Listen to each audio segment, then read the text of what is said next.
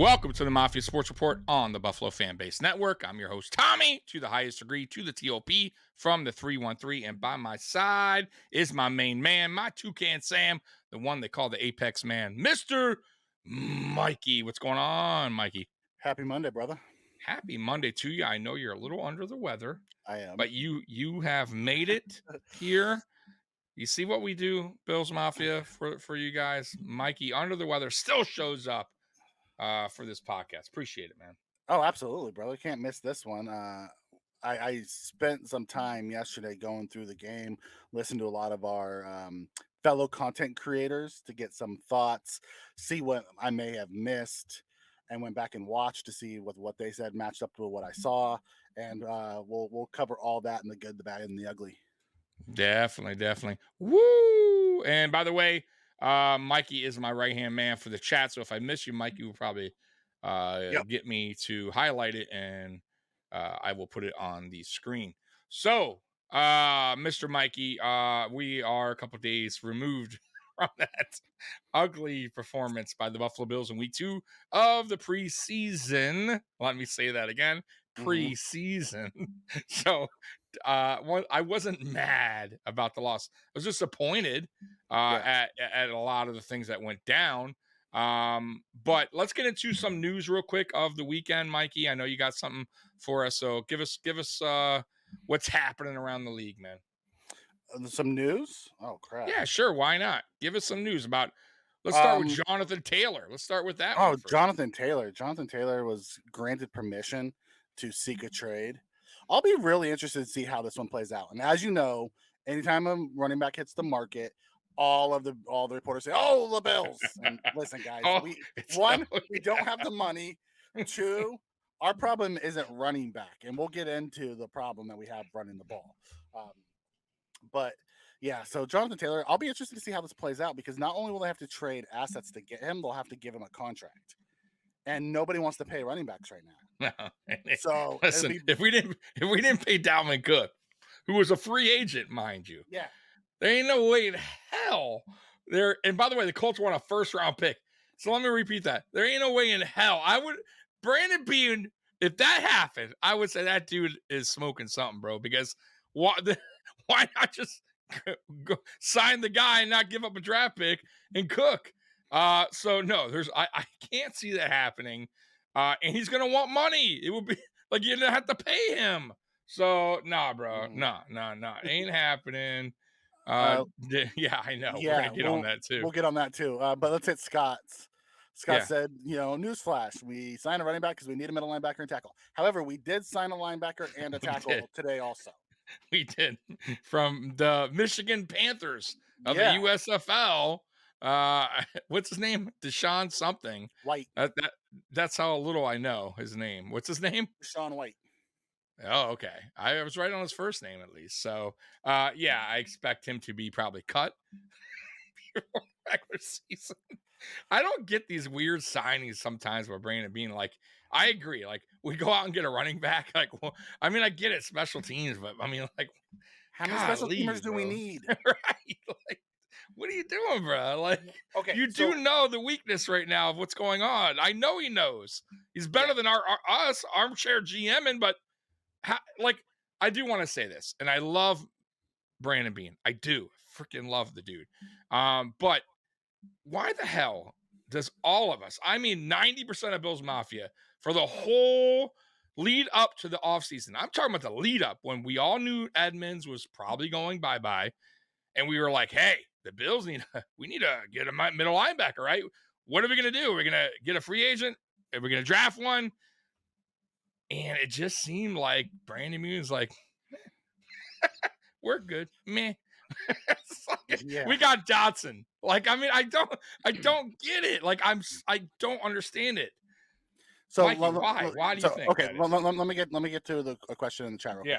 Yeah. Matt Chatter asks, "Is there a rule that you have to have 90 on the roster right now?" No, you can have it up to 90. You don't have to continue to carry 90. So there wasn't a need to have to sign somebody. Now, here's what I'm thinking for the running back, and then I'll get to your question on the Yeah, go linebacker. for it. I think we signed this running back because one, Harris hasn't played, and I don't think he's going to play in week 3. But I don't think we're going to see Cook Harris, or Murray this week. So we needed an extra back to help us get us through the third preseason game. I think that's why he's here. I don't think any other reason other than camp body to get us through the third Yeah, preseason that's what I game. think too. Yep. By the way, if this is true, whoa, geez, not very good. By the Good way, old 28th in waiver order. Love yes, that. speaking of linebackers, did you see our offseason favorite who we wanted to sign, Miles Jack, retired No, I didn't see that. Okay. 2 weeks Wow, because after being I signed? know he got picked up, but I didn't see he Yep, got retired. he retired. He retired this week, Wow. this weekend. Okay, hey, good for him, man. I mean, he's been in the league a little bit, so yeah. So hey, guess I was I guess I was good that Brandon Bean decided, because imagine we sign him and we sign a Shell and they both retire on us. Right? We just got guys retiring all over the field for us now. Yep. But yeah, I guess that worked out. So I love this comment about Greg Little got released, Yeah, and Matt I Patrick saw says that. he's been a huge disappointment. You know who else been a huge disappointment? Questenberry. Oh So what man. disappointment do you want to go with, the disappointment or the higher upside disappointment? Me personally, I'd much rather see Greg Little here than Questenberry here. That's Yeah, just me me. too. That's Yeah, just me. I agree with that. I totally agree with that. Yeah. So let's go back to your original question, which was Yeah. talking about middle linebacker. Mm-hmm. It's been a frustration of mine, as you know. I wanted us to Mm-hmm. take a linebacker in the draft. I wanted us to take a linebacker in the third round. I Mm-hmm. didn't care or trade for a freaking linebacker. There's linebackers out there all over the place that aren't going to be starters that you can probably trade and get to come in that's better than what we have in house. Correct. So it's, when in the third round, I didn't want us to take a linebacker in the third round. I didn't think there was a Right. third round linebacker worth, being taken. I wanted to take the right tackle, Dwan Jones, in the third at that time. Right. You Right. know, let's grab something else that makes more sense there. Instead, we took another backup linebacker. So I don't know.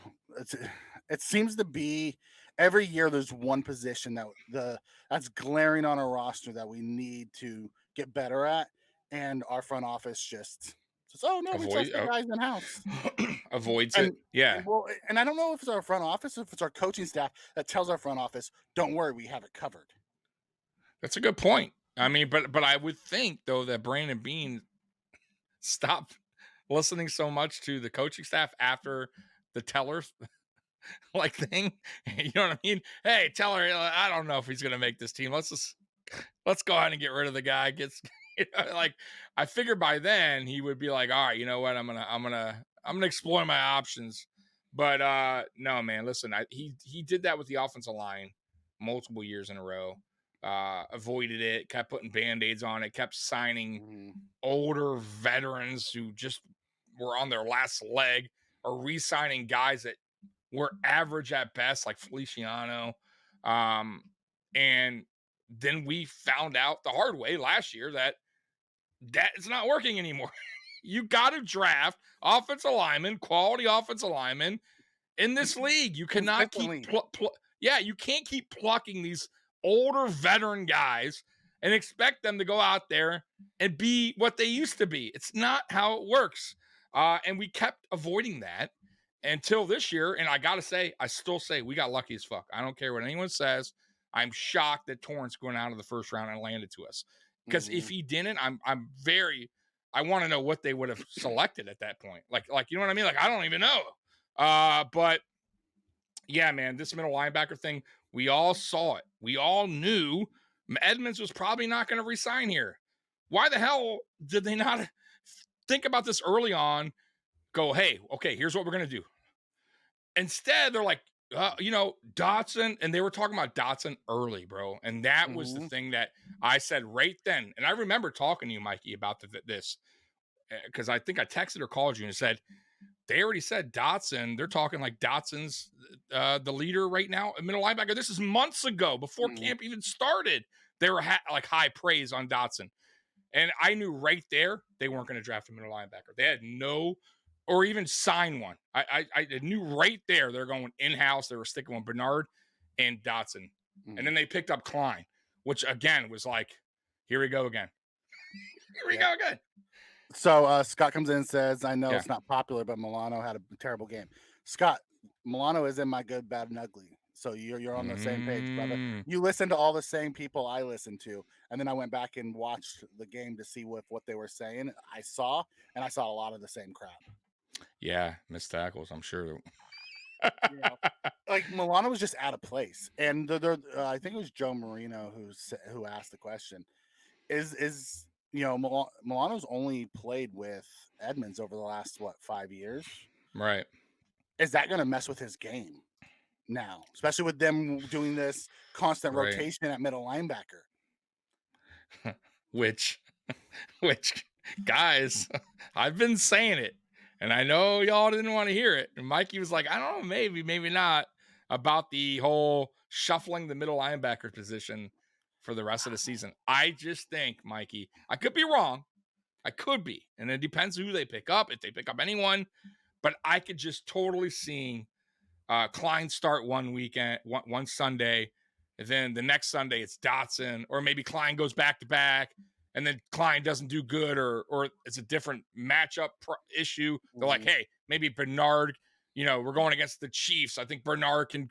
I just think it's going to be a rotational kind of thing, which is not something I want, but I have a feeling it's something that's going to happen unless they find somebody else.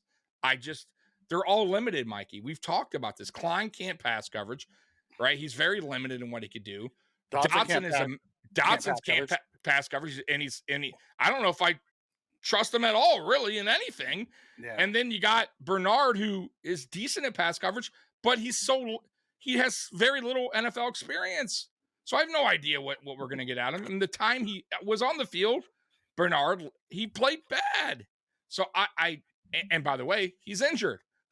So I don't know, Mikey. I think it's a mess right now.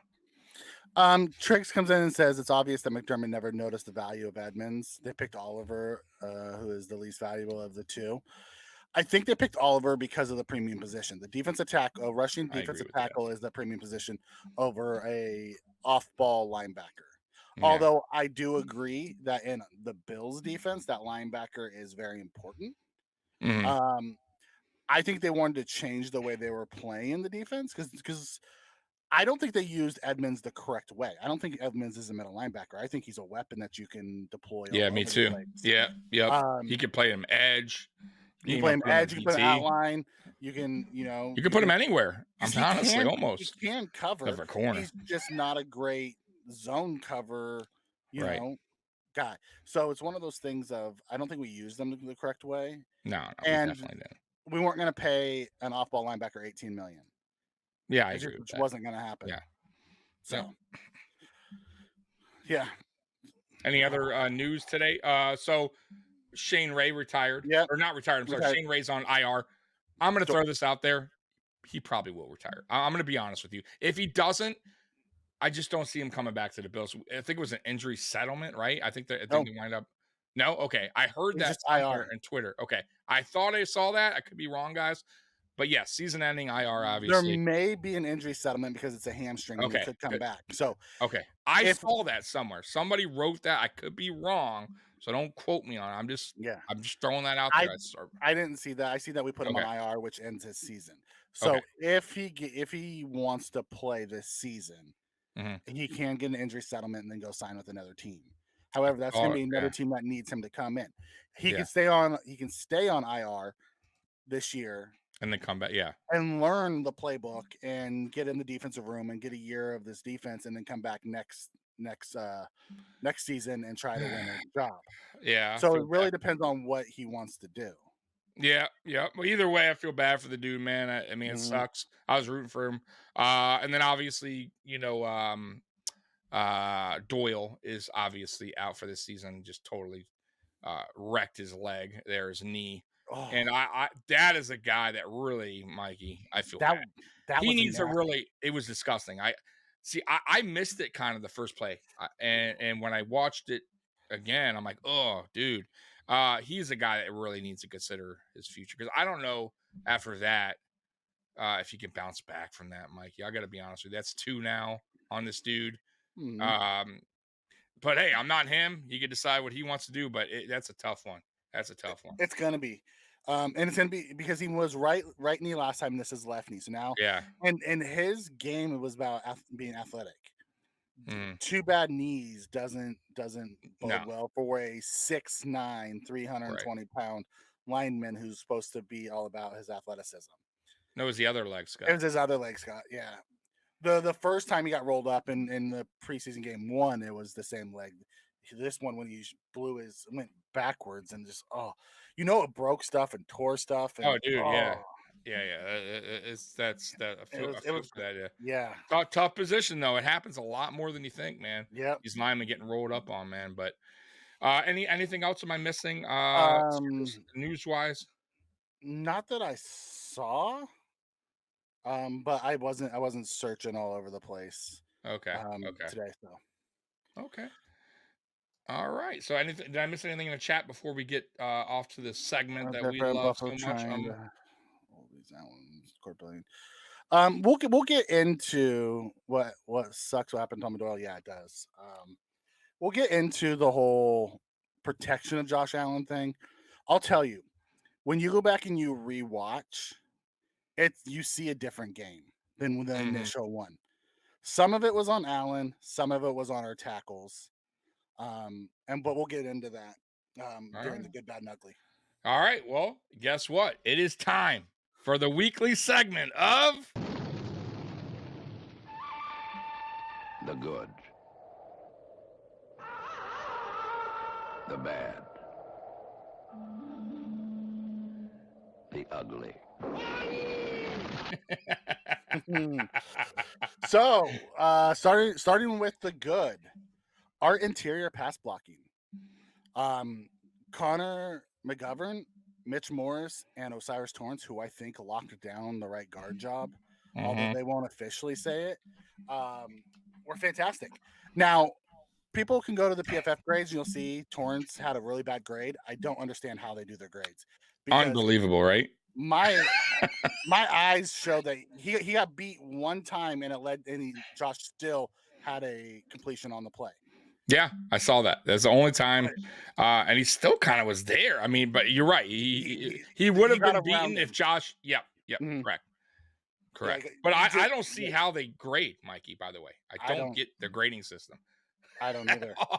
I'm so confused. That's why, guys. By the way, I'm gonna be real with you guys. Try not to when you're debating. If you're debating in any on our show or anyone's or just whatever Twitter, try not to use PFF as part of your debate because Mhm. they're not always right. And right here is proof in the pudding. Like they're totally wrong. How can he be one of the worst offensive linemen when But he's but been get one of the best? praised by his head coach at the press conference the next day after watching the game. So Right. something's not adding up. Now Mhm. PFF is fantastic for stats. You just for them to look at the stats and get the stats and give you it, and then you crunch it and come out with your own calculation. They're fantastic for that. I don't take their analysis very serious at all. So Correct. Correct. Correct. Dawkins and Brown, I'll get to them, Scott. So interior pass blocking was fantastic from those three guys, and really from our second team as well, because Edwards came in, he did a fantastic job. Bates came in, he did a fantastic job. Hmm. Then we got, when we got to our third set, Bacher looked bad. Ike He's Bacher, he looked. looked He's bad. he Nick gets in. Croker and Alec Anderson both have looked really good, though. Yeah. Yeah. Not bad at all. But I do not know. Like, and I kind of told you this. Remember, I told you I'm like I thought Bacher would be on the bubble to begin, Hmm. and it's just a lot of bouncing back from injuries, and I just don't think I don't think he has it anymore, Mike. I'm gonna be honest. Now, listen, maybe he goes to another team if we wind up cutting him, Hmm. and he can find his way again. But right now, he's just I feel like he's just He's being beat out. he's out, he's lost out there. I feel Well, like yeah. he's just not physically. I think he's weaker. He looks weaker physically. He doesn't have that like the step either. I, I just do not like what I see from Bacher, and I feared that going into training camp. I told you, I'm like, I don't Mhm. know with Bacher. Just way too many injuries already. And yeah, it's showing, man. It's showing Yep. early, bro. And the other guy that I'm sure you're gonna bring up, but can't think of his name right now, but Mance. he's Mance. Well, he's another terrible one, but no, Questenberry is Yeah. another guy that's just lost it totally. But go ahead, Which is fine. Which leads us to our next point. Ryan Van Denmark at left tackle. Ryan Van Denmark, I believe, has secured a spot on this line. Yeah. I have a gut feeling that Questenberry is also going to get kept. Yeah. You know, I don't want him to be kept. I'd much rather see Garage, kept, or start giving Bates some right tackle reps. Yeah. You can see what he can do there, because we have McGovern, who can also play center. We have Alec Anderson, who's looked really good, who can also play center. Correct. And we've had Edwards, who's done really good this year, when he stepped in for McGovern at left guard, who's been fantastic. So you have enough of the interiors to start playing around with it a little bit. Kendra is absolutely amazing right now. Yeah. So let's hope we use one of those draft picks and go get us, or a couple of those draft picks, and go get us a linebacker and a tackle. Got to figure it out, man. Got to figure it out. That's what I'm hoping. So RVD, I think he's did fantastic.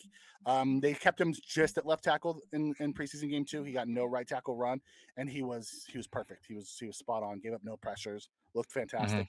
He played with second and third team.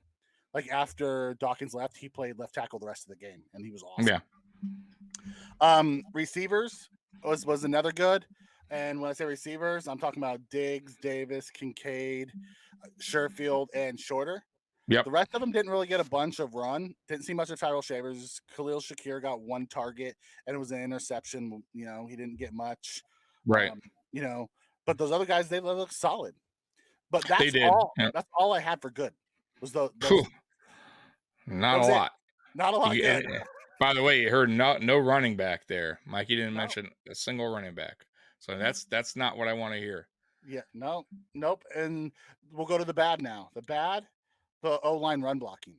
So get this. We had 20 carries for 72 yards, which comes out to 3.6 yards per carry. You look at the numbers, you're like, okay, 3.6, not bad, right? 3 carries, 35 yards. 17 carries, 37 yards. Outside of those 3 carries for that 35 yards, we averaged 2.1 yards per carry. Yes, that's unacceptable. Terrible. And once again, that goes back to run blocking. This isn't a running back issue. I'm telling you guys, like everyone that's out there, it's like, oh, Jonathan Taylor, Dalvin Cook. Like, okay, we could bring these superstar running backs in here. They're still going to struggle if we have no run blocking. It's just the way it works, guys. Unless you have a Derrick Henry who can run over these guys. And there's only one Derrick Henry, and he's not in Buffalo, so it's not going to happen. So they got to get better. And listen, I know it's preseason, and I talked all off season that I think that they're doing the right thing with the offensive line. They at least are starting to build it up a little bit better than what they have. Like, we got younger with McGovern, we got obviously younger with Torrance. I still think Mitch Morse is a pretty good center. Deion Dawkins is still a Pro Bowl left tackle. The depth I thought was better, but obviously with people retiring like Shell, with Doyle going out, so now that depth now is dwindling down. But I'm not going to hate on this line yet. We haven't. It's still vanilla play calling. We haven't even hit week 1. I still like the pieces in place. I'm not 100% satisfied, but I do like it better than last season's as of right now. Okay, that's where I stand. No, and I do agree with you. The offense wasn't running any specific schemes for the running. Right. Also, you have to take into account who we played. Pittsburgh is one of the best run defenses in the league. Because you look at week 1, we ran the ball better. You look at this week, we didn't run the ball very well. Right. So you take it with a grain of salt. It's a preseason game. Correct. Yep. Second bad, Brown and Dawkins. Okay, they weren't they went from ugly the first night to bad, and they weren't as bad as I thought they were. Okay. So let's start with Dawkins. one of them, and Joe Marino broke this down fantastically on his pod today. So if no one's listened to him, go back and listen to it. He does a fantastic job of breaking down what should have happened. So on one of the pressures, because he gave up 2 pressures, one of the pressures, Kincaid was supposed to chip and then release. He didn't. So Dawkins had to Yeah, that race I out to saw. try to get him. Yeah. And then Josh was 11 yards deep, which makes it harder. He should have been 7 yards deep. That I saw too, right? Which was somebody said they were wondering if maybe they were like, doing that on purpose, like just trying to mess with, maybe do something different in the playbook, I've never seen play him take design. that many 7-step drops. I have never either, but that's why they were saying it's preseason, and maybe they were just trying something different on that play for some odd reason. I don't know. I'm just throwing that out there. I could totally be wrong, but you're right. 11 step, like you're not helping your offensive line at all by doing And that. especially with speed rushers like TJ Watt and Right. Highsmith, who are going to be able to get around your tackles. Right. So he kind of set both Brown and Dawkins up for failure in that aspect. So when you look at Dawkins, his game was actually better than we gave him credit for. The Right. initial one, when you go back and look, you can understand why things happened to him. Some of it Yeah, was yeah. on Josh. Now Brown, on the other hand, one of the penalties was really not a penalty, and it was a cheap crap call. And then he got a holding call the next time, which was just bad fundamentals, and he got bullied. Yeah. And he held him rather than letting Josh get pummeled, which, okay. It's a preseason Yeah, I'll game. take that. Yeah. Protect Josh 100%. I'll listen. It sucks, but it's like Mikey said. Even if it's not, even if it's a regular season, if you know he's about to get smoke back there, I mean, I'll take the penalty. But you're right though. So when we do these post games shows, guys, you got to remember we're on right after we're going on what we saw live. We're not really watching film, so that's why Mikey takes the time today or whenever he watched the film to go back and kind of break it down to see, okay, why we were hard on this player, but did he deserve it, and why did he make this mistake? So we can always change our minds the day after or 2 days, whenever. So I'm just throwing that out there. Sometimes I think we overreact, and we're guilty of that. I think we all are. Because it's live, it's your initial reaction. You're like, but sometimes it's not that person's fault. You know what I mean? Like, so I just want to throw that. So what I do is usually on Sunday. So since we play on Saturdays, I go back and I watch the game, and then I listen. Over the next couple of days, I listen to, Cover One, break it down, because they're really good at breaking film down. Joe Marino, who's really good at breaking film down. Like, okay, are they seeing what I'm seeing, or did they see something that I missed? Because they're really good at it. So that's kind of where I come up with my analysis. I take from a little bit of all the content creators who. Bill's Mafia is really lucky. We have so many really good content creators in our family. Yeah. I got a lot. We really are. Do a lot of breakdowns too. And to make you understand what you're seeing and why it's happening and those type of things. A lot of teams don't have that, so it's awesome. So I want to make sure I give the correct credit out to our content creator buddies. No doubt. So then the third was Allen's pocket presence. We talked a little bit about that already. He ran himself into trouble. He the first one that he ran around, and that one they hit Gabe Davis over the middle. Yeah. He was back 11 yards again. He pumped 4 times. Then the pocket, all he had to do was step up in it because his interior gave him the pocket that he needed, and he rolled right. Right. Granted, that's a Josh thing. He always does that. He does. But then he stopped because then the guy slipped off. TJ Watt slipped off of Brown, so he cut back inside and hit Gabe Davis for a first down. But if Josh just would have stepped up, he would have had the lane. So, but I do want to say this though, for everybody, this is why there's preseason, and this is why the starters play one game, or they play a quarter of a game, because he's gonna go back, look at the film, and go, right, like what was I thinking there? I need to correct this, and it's also to knock off a little bit of rust, right? Like we know what Allen can do. Like no, we're not here like the coaches aren't evaluating Josh Allen, but this is good teaching for these guys to go back and go, what did I do wrong here? Okay, I shouldn't do that. I had the pocket wide open. I need to step up there instead of rolling out. So like I don't mind mistakes in preseason, especially with some of our veteran players. It's going to happen. You got to remember, and I told Mikey this too. Josh hasn't played anybody up to this point. That was his first. He's been playing our defense and very limited. Like they're not even touching him. Like you know what I mean. So this is the first time you got live action, live bullets coming at you. He was a little rusty. He's going to make a few mistakes at first, and he's going to learn from them. And week one, you won't see that. I don't believe you will see the same mistakes that he made this preseason game. I think this is a fantastic comment. And says from Dunn716 says, can you blame him on not trusting the line because of last season? I think that goes with those live bullets that you were just talking about. He needs to get out there and see what happens in front of him. Last year, Josh had to take off running. So it's relearning and trusting those guys in front of him. I think he will get there. And once he does, I think we're going to be really good. Yeah. Because Josh will trust that McGovern and Torrance, two brand new guards that he doesn't like. He's had a couple months with them in training camp, a month with them in training camp. So he'll get better as it goes, and he'll trust them and he'll step up. But it's also part of Josh's next evolution of not just a runner, but a thrower or a passer, as he said, is the pocket manipulation. I have a feeling that's going to be part of the game that he really takes a step with this year. Yeah, that's a great point. By the way, Jay Stone, if y'all don't know this dude, man, he's a DJ in Buffalo.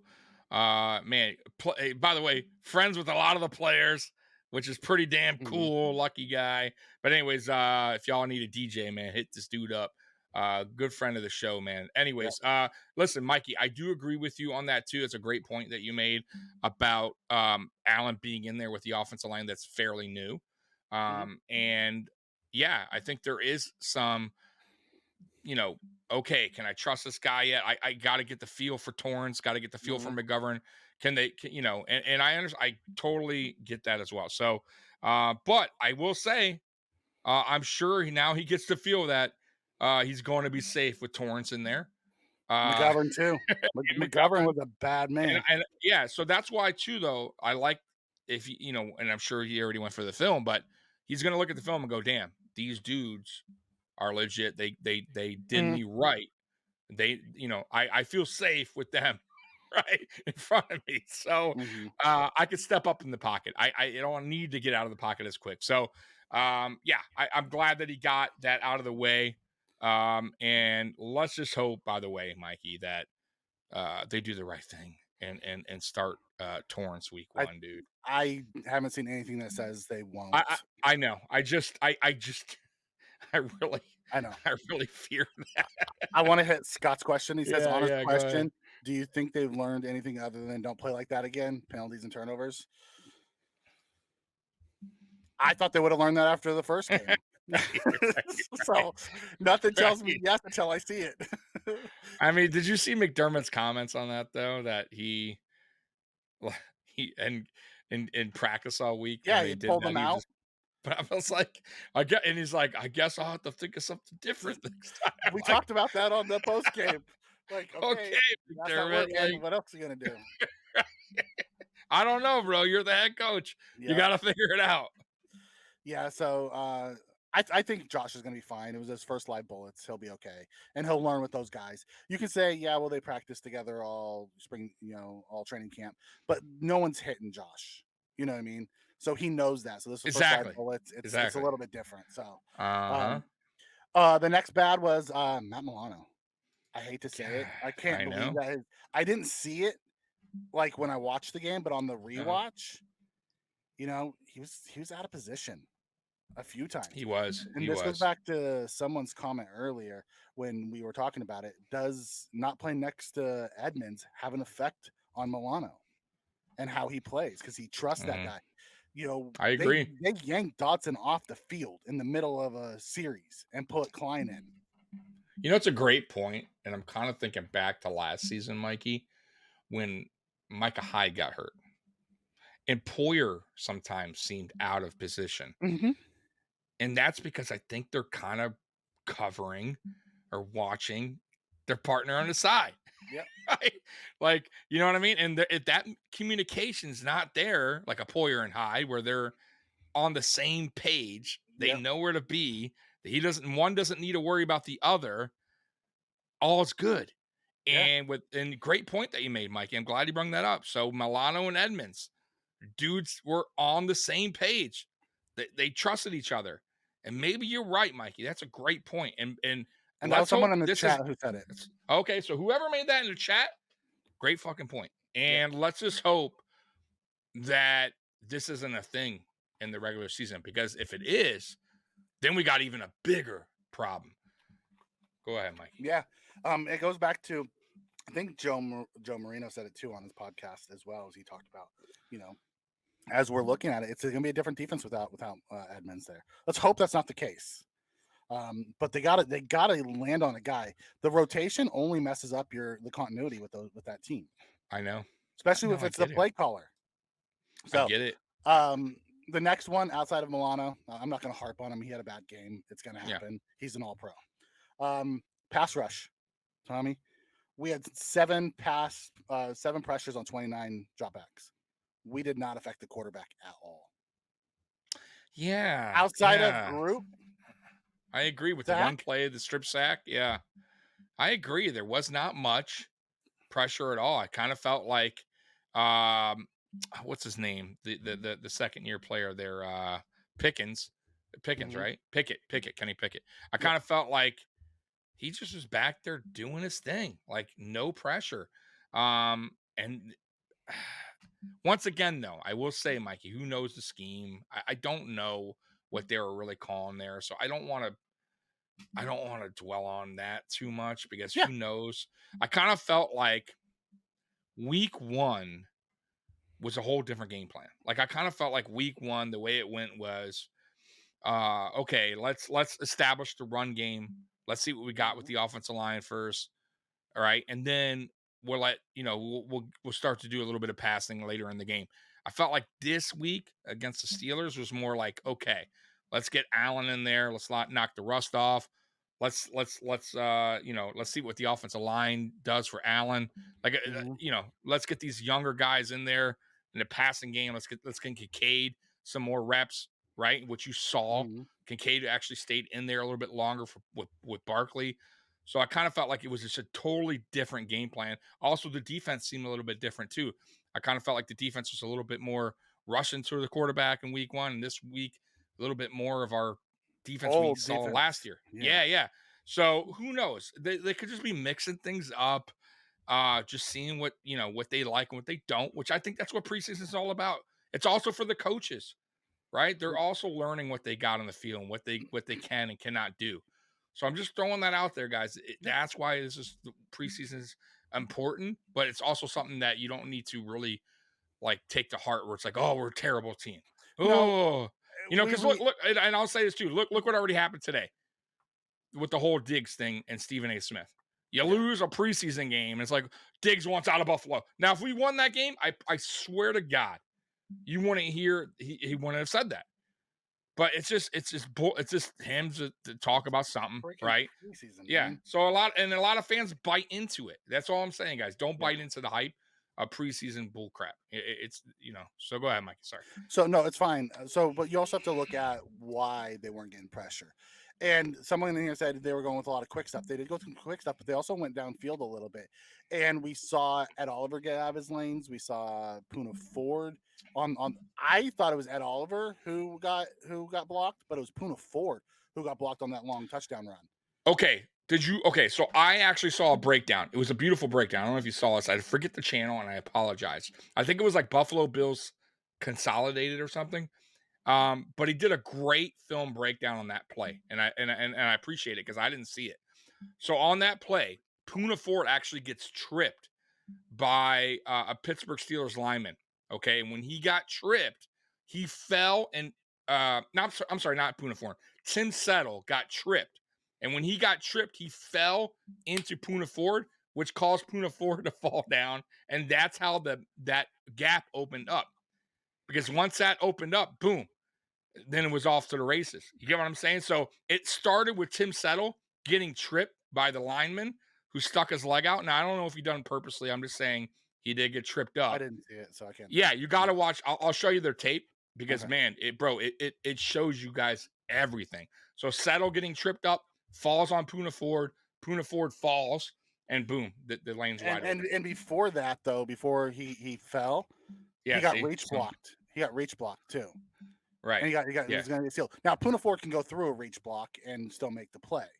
No, But, I get it. you Yeah. know, so it was a combination of things. But anyways, yeah, we had guys out of position. All No, definitely. on the The other D-line. guys were out. Yeah, I agree with that. I'm just saying how the hole initially I was didn't that see that. open. Yeah, I'll show you the video later because, Okay. man, it's like, oh, there he goes. So imagine, guys, one little Mhm. stupid play, like one little weird thing, a guy getting tripped can open up a major freaking hole like that, just like that. And that Yep. is exactly what happened, guys. Guy getting held and they don't call it. Yeah, know? it happened And that New a England year or game. two ago. Yeah, Yep. yeah. Even You the know. Titans game against Henry a few years Yeah. back, it was a hold. I think it was on Poyer, and Mhm. and Henry hit the Yep. hole.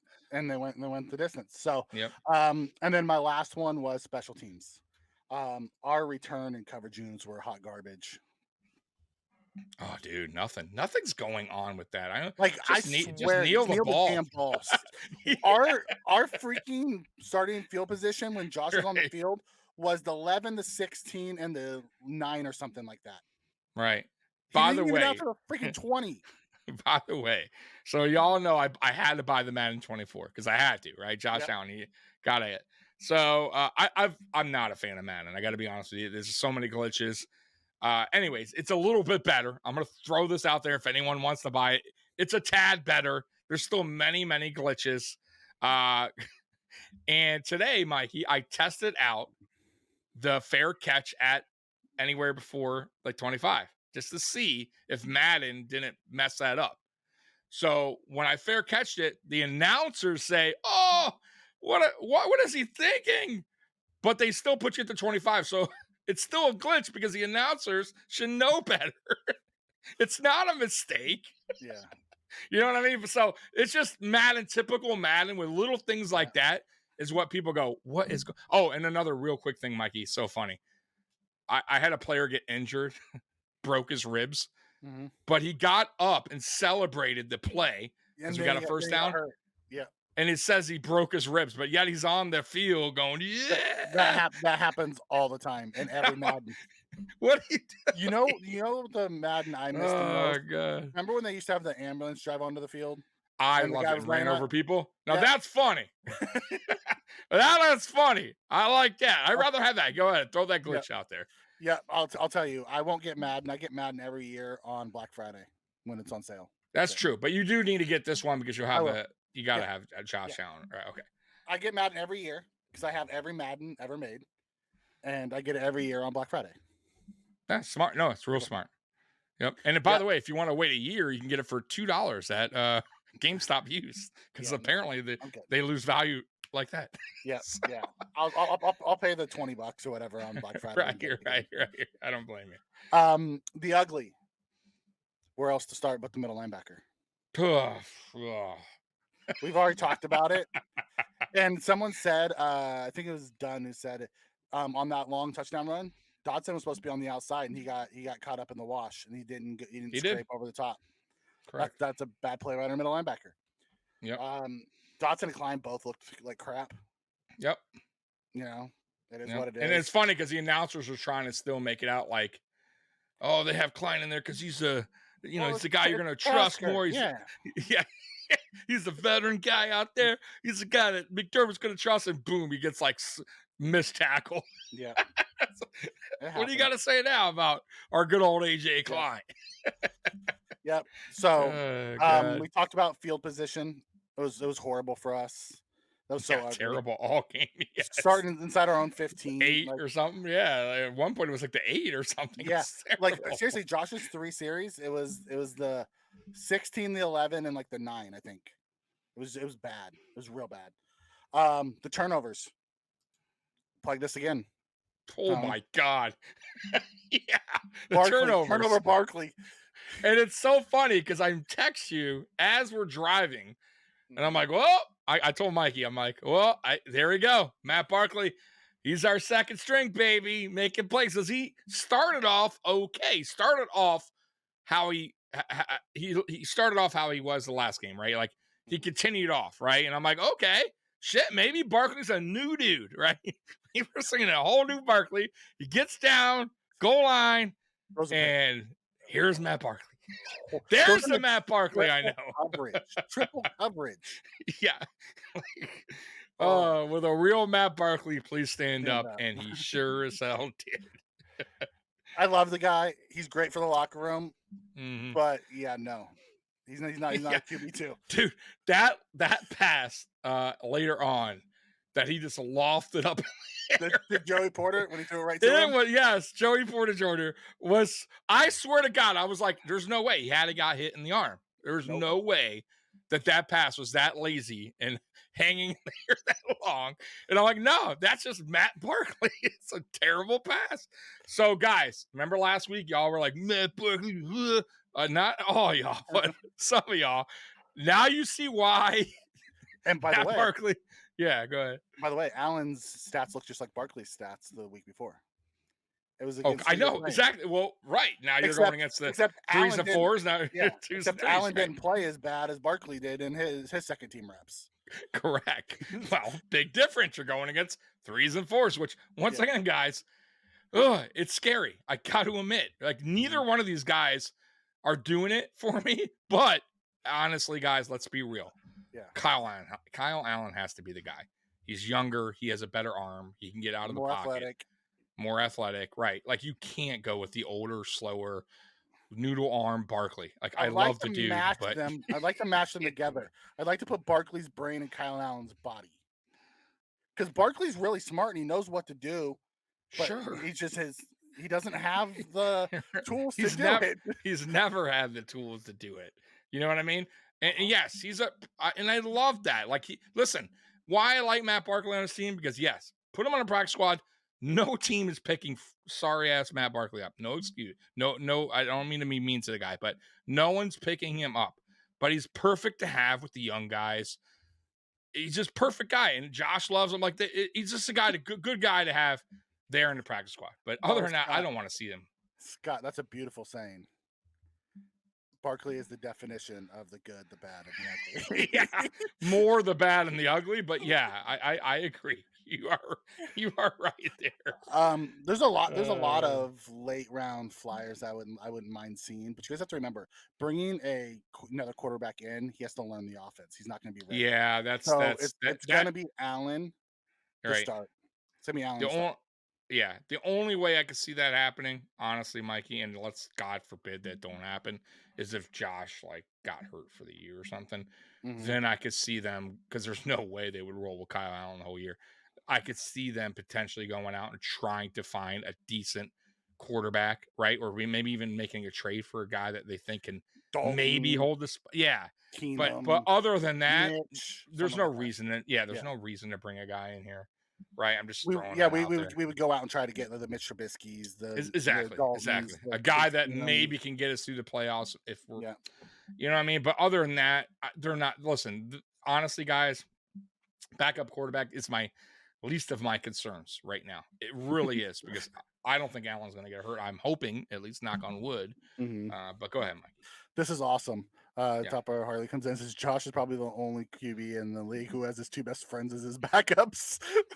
I know. What is that all about, right? It's funny. They let him pick his QB room. Right. That's who he wanted. It is what it is. Hey, we're not paying him much money either. So right. Yeah. Okay, so we talked about the middle linebacker. We talked about the turnovers. We talked about the field position. The big plays on D. The big plays kill us. We talked about the big run. They also had a big touchdown pass that we were out of position for. Third downs, we let them get third and longs again. That shit's got to stop. It's happens a lot. What Josh wants, Josh gets. Yeah. I Yeah. don't get it. I'm with you, Mike. I don't understand. It's like, I swear to God, every time we're on a 3rd and long or something, I'm like, We they're play probably gonna 12 yards off the freaking ball. If it's third and I 20, have like okay. no confidence. Yeah, like I have so little confidence that we can get a stop sometimes, and it shouldn't ever feel that way. Like, you know, it's we like we said this last year, by the way. On 3rd and like 7s, 8s, 9s, we feel me and you are like stressing, but on 3rd and 1, I feel confident. we're As Done which is so 716. weird. Done 716 says that. I said, but stout on the goal line. We did, it's like the It's short just- yardage, our defense plays aggressive. right. On those 3rd and longs, they play soft and they give it up. I'll never get it, bro. I'll never, like, you know, they need 9, and yet you're playing the guy 5 yards, 6 yards back. He's a receiver. You don't think he's going to get yards after Of course, it's what he's paid to do, and it happens so much. It happens so much on this defense, and I hate it. I hate it. And that's listen. We can't point the finger at Frazier anymore, guys. I'm just throwing this out there. It's only one guy calling defense now, and that's our head coach. I didn't see it in the first game. I saw it in this game, and I didn't like it in this game. I'll wait to blast him until regular season starts and they scheme. If they're scheming that shit, then I'm gonna call it what it is. Yeah. It is what it is. So then let's move on to penalties. Ugly penalties, Tommy. There was so many offsides penalties and false start penalties that I couldn't even count them all. Unacceptable. Yeah, We had crazy. 12 in the first half. Yeah, wow. It was like, bro, I was just like, I was expecting a penalty almost every single play. I'm like, there has to be one coming, right? Oh my God. Yeah, it was horrible. Topper, he says it feels like it's a rotational situation game to game and CB2. I don't think so. I think it's Dane Jackson, personally. I do too. Listen, I don't want truth, that. but we got it. Listen, guys, gotta be real here. Let's let's be real, guys. Dane Jackson has been the better player in preseason. Has it been by a landslide? No, but he's definitely been the better player. Benford would probably be second on my list. Yep. And Kyer Elam is third. And Kyer Elam is once again having the same struggles, guys, that he did last season. This isn't something new where it's like, oh, he didn't do this last year. No, he did it last year. Very handsy, sometimes too aggressive, and it's costing the Bills on defense with chunk yards on PIs. Then you got Benford, who I like, and I believe he still could be a good cornerback, but he's still learning, and he's just not there yet. And Dane's been here a little longer. He's a little bit ahead of the curve, and he's going to get that spot. He's just going to get it. Yep. So and he earned it, by the way. He did. So let's call it what it is. Yeah. Last week, Elam, Benford, Neal all had PIs. This week, Elam, Benford, Neal all had PIs. You know who doesn't have the penalty? Dane Jackson. I know. He's playing CB2. We'll probably rotate Elam and Benford in throughout the year randomly to get them some work. Sure. Yeah. But Dane's going to be rolled out there week 1 as the CB2. Yep. He's the most trustworthy of the 3. Like now he is. He has the highest floor of the 3. Right. The other 2, but he also has the lowest ceiling. But they're going to take the floor over the ceiling right now. So they have to, guys. Listen, they have to. You can't. Once again, I know. Listen, I'm on board with you guys. I was on board last year with the whole. He's a first round pick. You got to put him out there, right? You got to let him go through he's going to have struggles, but I kind of feel like his struggles are just over too much. They're too much and they're costly, real costly. And I like what I see from Elam at times, and I hate what I see from Elam at times. And I know the coaches are seeing that too, so much that you got Diggs in his face in practice and Dorsey telling him, bro, what are you doing? And putting boxing gloves on him. Guys, that's not normal. That's what they do to guys that are really struggling. And Elam right now is struggling. And I like Elam. I want him to succeed. I do. But right now he's having a tough time catching on. These are just facts. And maybe, just maybe, this defense just isn't for him. I don't know. But you can't throw him out there week 1, guys. You can't. I personally think, Tommy, and I don't mean to cut you off. Yeah, go ahead. I truly do think that he's just ended up at the Bills at the wrong time. If it was 2017, like with Josh, when he was going through his struggles, and you threw him out there, fine. 2018. 2018. You threw him out there and you let him struggle with the team because it was where we were at in the build. And I this agree. build, you can't unless you have something like what the Chiefs had last year, where their entire secondary was injured and you had to play the rookies. That's when you put him out there. Other than that, you have to go with the guy who knows what he's doing. Exactly. I think he just ended up in the wrong spot. I think if he Yeah. went to the Giants, I think he would have been really good. If he went to the, because they play that aggressive man style bump and run defense. The Bills Right. don't, and I just think he's in the wrong location, and it sucks for him because it's going to stunt his growth. Yeah, it's very possible. But he's also only 22 years old. Yeah.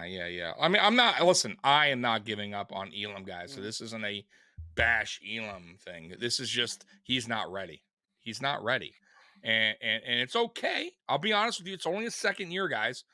And it's not like we cut him already or he's getting in trouble on top of that. Like, they're going to be patient with him. They signed Dane Jackson back for a reason, for a 1-year deal. It's not like Dane's here forever, right? Dane's only on a 1-year contract. And listen, it is what it is. First round picks don't always work out. And if Kyrie don't work out, okay, you go back to the drawing board and you find yourself a corner in the draft that can be that guy. But listen, it happens all around the league, right? Quarterbacks don't work out, receivers, running backs. Like, this is not uncommon. But we'll see. It's still early in his career. I'm not done with him yet. I see the upside, but I see why the coaches aren't throwing him out there either. Jason coming in and said, I can see Elam getting traded. If they're going to bring back a veteran middle linebacker or a replacement for Brown, I would include Elam in a deal for like that if we're not going to start him, because we have depth. But that's the only way I'm trading Elam, because he still has huge upside. I wouldn't trade him. It's too early, guys. Would you trade him for a starting middle linebacker that is really good? Knowing you have Benford and Dane in your pocket. Probably. Because it's such a major need.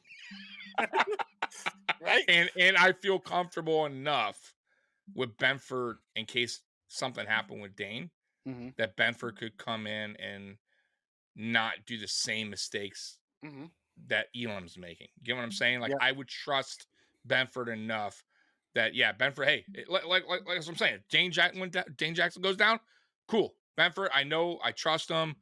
You know what I mean? With Elam, it's like, right?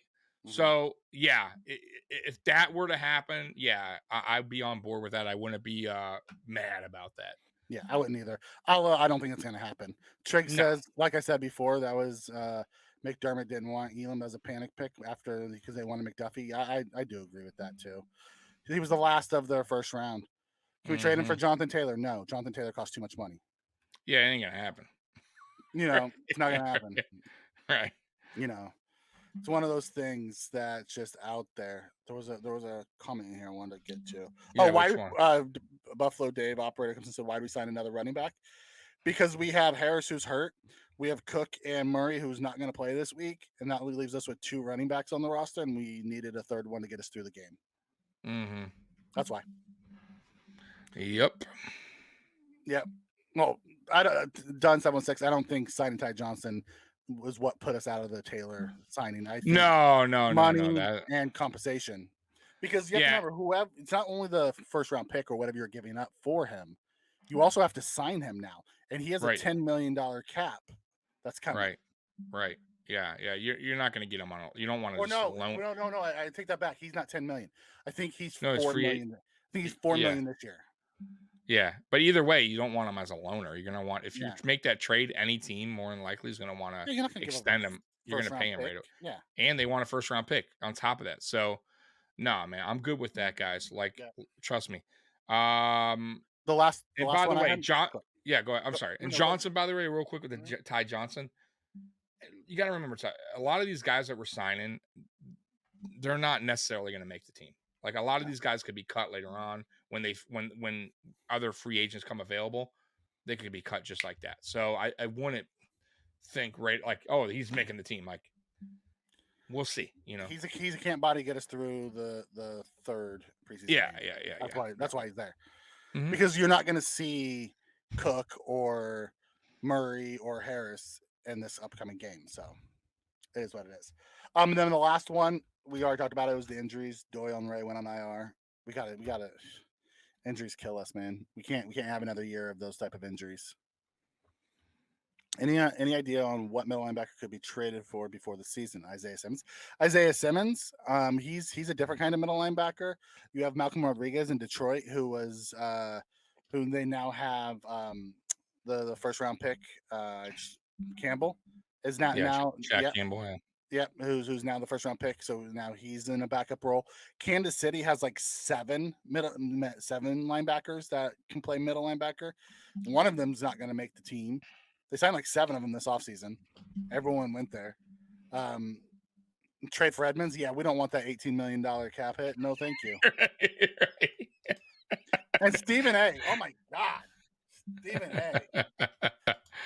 Oh man! Like hey, go ahead, Mikey. I felt bad that Diggs had to come out. He's like, didn't I already put this to bed? Right. It's so his source told him, get the fuck out of here. So we lose the preseason. Diggs is like, get me the hell out of here. That's it. Yeah. This is the game that did it. This was what broke the camel's back. Right. I want out. I had multiple catches in my 7 snaps that I played. Get me the hell out of here because we lost a preseason game. Yeah, no.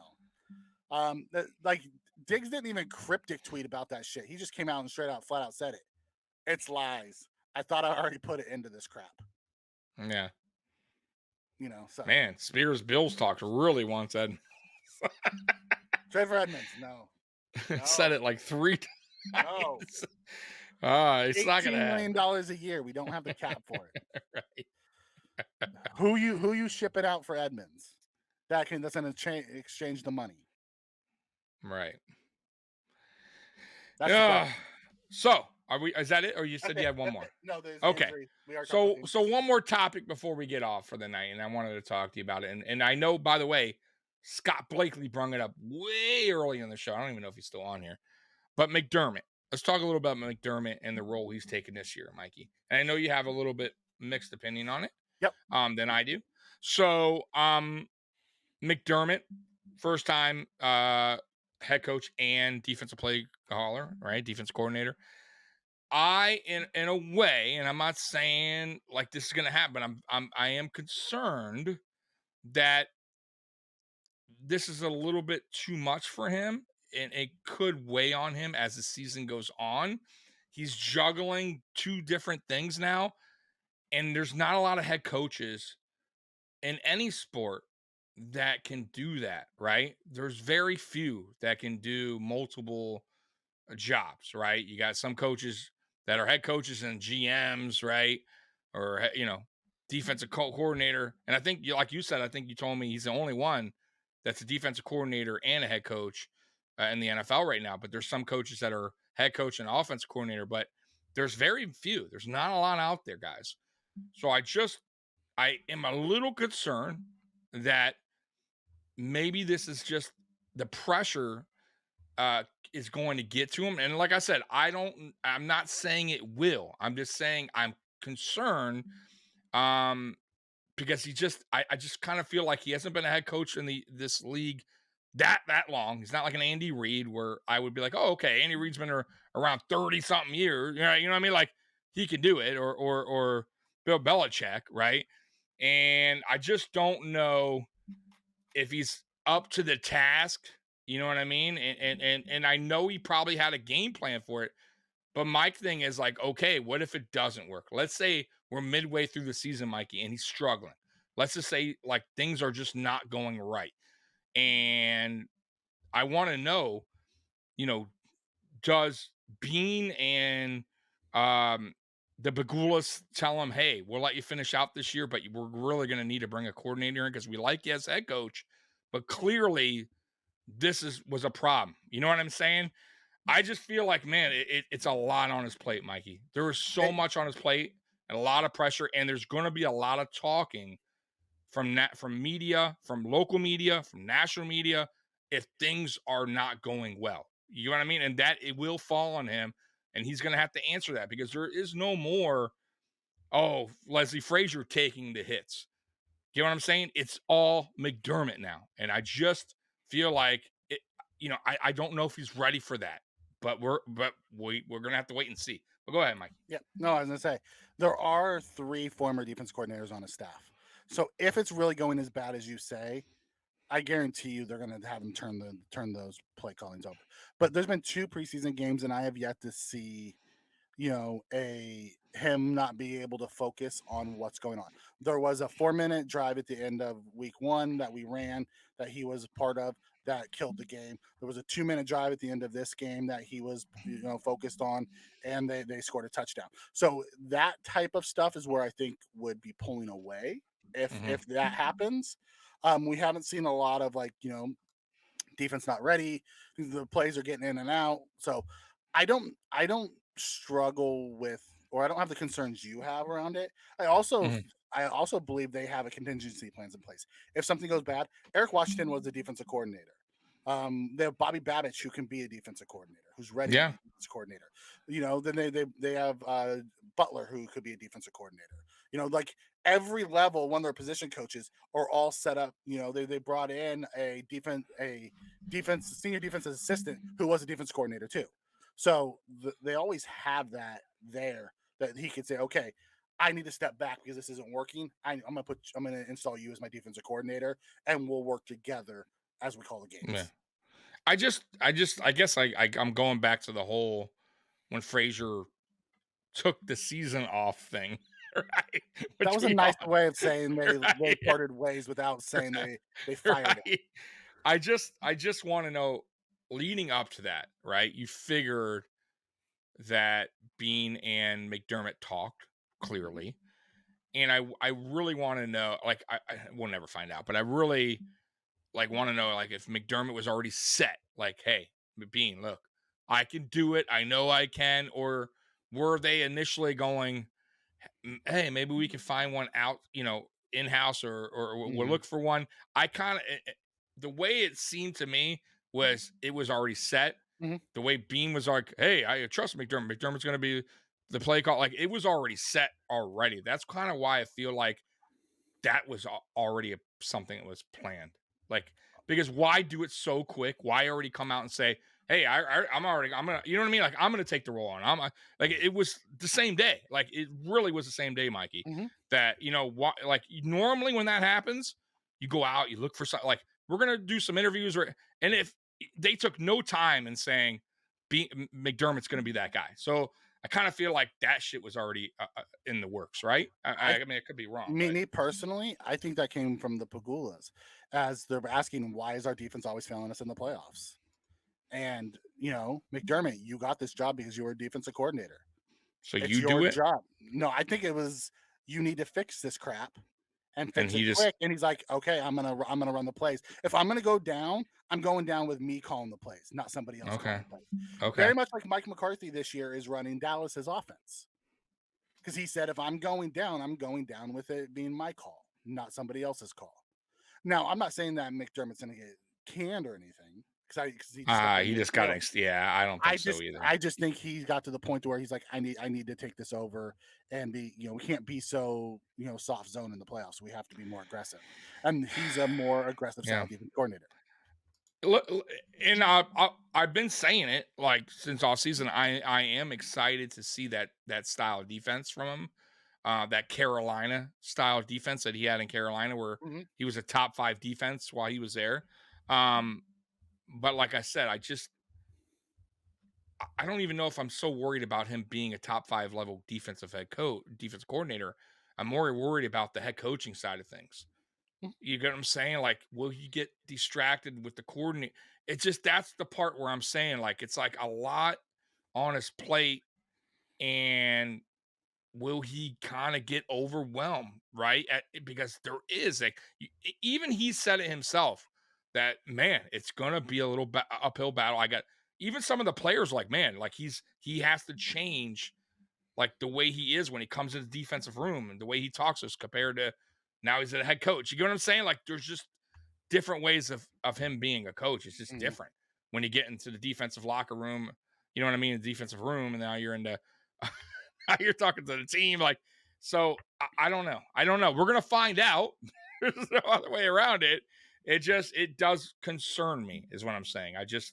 I hope it works out. I do, Mikey, but I don't know. I really don't, because I already feel like McDermott folds enough under pressure, especially in the playoffs. And now that he has this added pressure with now he's the defensive play caller, will he fold all over the place? You know what I mean? like I don't know. We'll find out, guys, soon enough. But I am concerned. That's all. And I want to go to what Trigg says here. It says, look, to me, Yeah. McDermott's not the guy. I know people want to say we have a winning record with him. We have a winning record because of Josh. Now, we did win without Josh, but we also had Daboll. And Daboll, say what you want, Daboll was a good offensive mind. We don't know what we have in Dorsey yet. We think he's going to be good. He has the ability to be good, but he also has Josh Allen. I don't think McDermott goes anywhere unless Josh is pissed and calls it. Or more players come forward like Diggs. Yep. Well, the captains. And it has Diggs, to be, that's what I mean. It has to be, right. Not a guy like McKenzie who's left the team or something. I agree with that. It has to be guys that have the clout. Basically, right. Guys that are top guys, and they are end of the season leaving the locker room early like Diggs did, and are fed up. And it could happen. It very well could happen, depending on how the season goes. I will say this. If we get to the divisional round again and we have a defensive failure letdown, I will be surprised to see McDermott come back, because Triggs is right. It's an offensive league, right? And McDermott's one of the few defensive coaches who's making the playoffs, but he has a freaking alien at quarterback, right? I agree.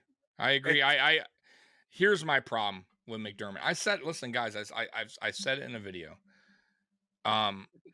My feeling with McDermott is, and I think it's the same with Diggs, man. I'll be honest with you. I think he's hitting a wall in the playoffs. Clearly, he can get us to the playoffs. That is not a problem, guys.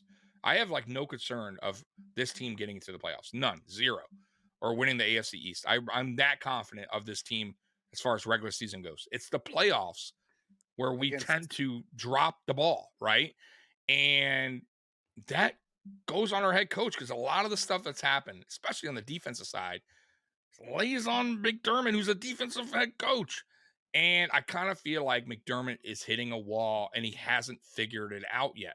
And we are now 7 seasons in. How many more can you go until you go, man, this dude just can't do it? We love what you did here while you were here, but we have to move on. And to his credit, and to what you were saying, Mikey, to your credit, it's an offensive league now. There's not a lot of defensive head coaches anymore.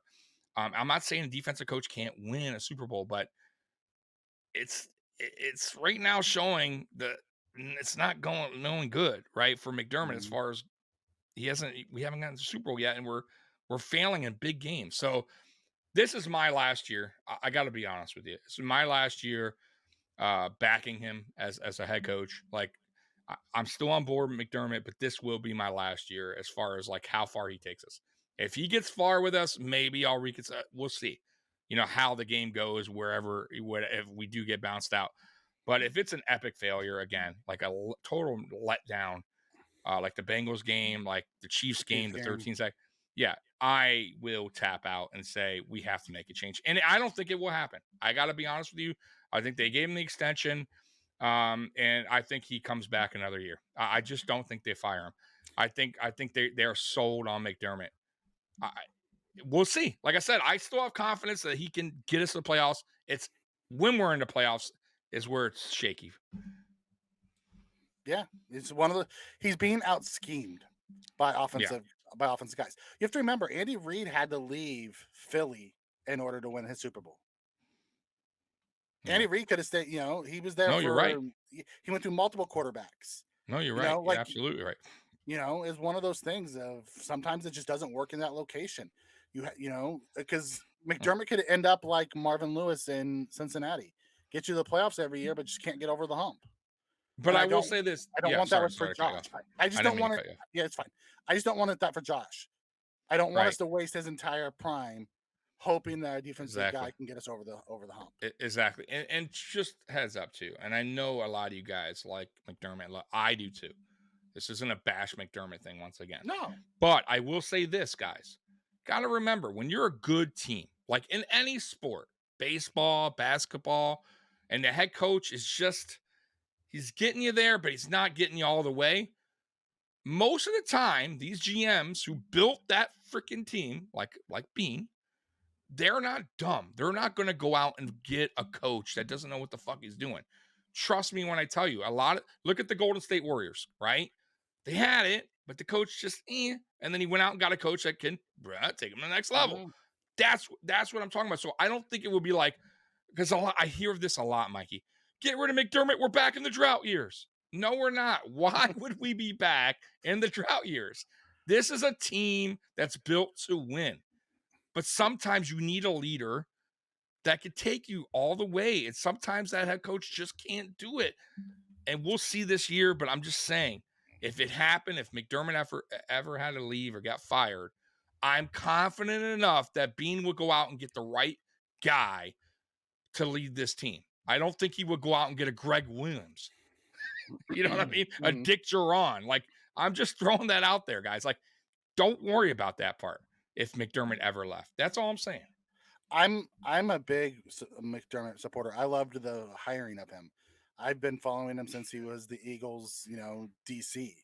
And I love what McDermott's done. He's a fantastic leader. He's a leader of men. However, at some point, that voice has to change. Yeah. The players stop buying in at some point. They call it championship caliber. It was playoff caliber. Now it's championship caliber. If you don't ever get to the championship, how can you keep saying championship caliber?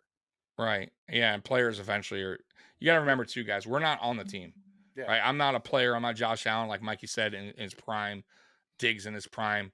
Like, we're here just talking Bills football. Mm-hmm. But these guys are like, they want to win. They want a Super Bowl. They're in their prime. Like, they are their best shapes of their life. They've worked their hardest to get here, and to fail each season as they get older. Trust me, it weighs on them and it bothers them. And that's why a lot of players want to get traded. Put me on a team that knows what the fuck they're doing. Let my talents be useful. So I get like the frustrations from like Diggs and stuff like that when it comes out, like, what's going to change? And I think that was the question. I said it. I told y'all, it wasn't an Allen thing. This was a McDermott. What the hell what's going to change? Tell me what we're doing differently, that we could finally get over that hump. That's all. And I think McDermott, I'll be like I told you guys earlier, I think he took it the wrong way. And that's what that whole miscue was. But listen, man, there will be a time if we don't get to Super Bowl that the Bagulas have to make that decision, whether they like to or not, whether they love him as a human being, as beings, whatever. And I'm sure the players are going to be upset when they go, but they're also going to understand that this is a business that that they need a guy that can go in there and lead them. And it's no shot on McDermott. McDermott will be fine. Like, if McDermott ever leaves, he might get a head coaching job somewhere else.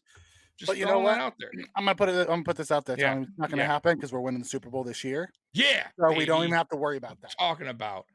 That's what I'm talking about. It's a point of something that we can talk about in the future. We got it out of our system.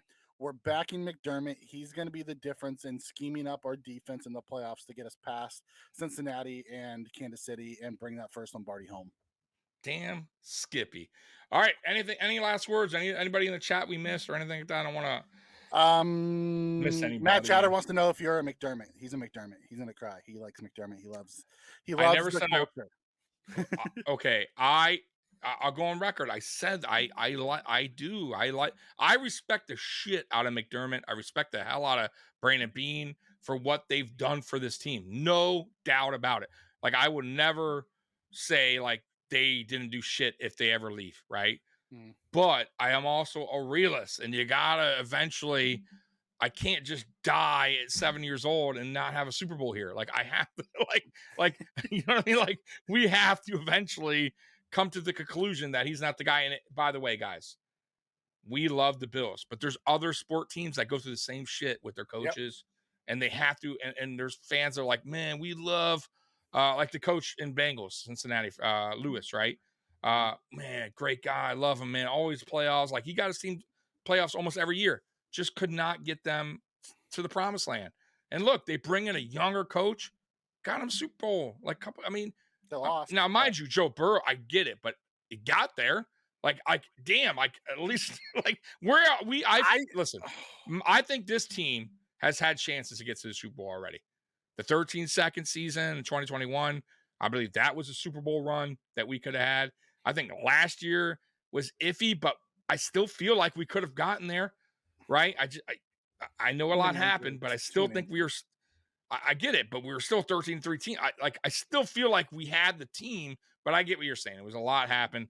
2020, when we had that epic run too, kind of a letdown, right? Against the Chiefs. Like, it got smoked. We shouldn't have got smoked. So yeah, there comes a point where like, right. So it's like, that's all I'm saying, guys. That's it. But I love the dude. I do. But Dunn 716 says he wants McDermott to succeed, but if he doesn't, he's got to go. But with that, he's going to succeed, and we're never going to have to get to have this conversation in the offseason. So damn Skippy. This is all right. Well, we get over the hump. Damn right. All right, guys. So what's Spence saying here? At least Tommy talks a lot. So yeah, you know it, baby. Especially this segment. Yeah. Guys, by the way, I'll be back Friday. I know y'all missed me, so I will be back Friday Night Lights. Hopefully Mikey's feeling better by then, because he is sick now, and hopefully it's just quick little little sick, a little bug there, and it goes quick. So we'll be back Friday at 8:30. And Mikey, when is the fantasy thing going on? As soon as I feel better and get down to Howie, so we can record the show. So soon, guys. Soon. Yeah. Honestly, he's just waiting on me to get down there to shoot the show. Right. So everything's happening soon. All right. Yep. So just look, if you haven't already, like, subscribe, hit the notification bell. If you got Twitter, I'm on there a shit ton. Mikey's somewhat, but y'all see the Twitter handles right there at Tommy Talks Bills at Apex006. And you'll find everything from there as far as like shows, upcoming shows. So love you guys, Bills Mafia. You're the best. And as always, go Bills. Go Bills. And I will play the outro because y'all love it. Peace out. Peace. And look at him go. He could go all the way. Touchdown. Touchdown. Touchdown. The Bills make me wanna kick your heels up.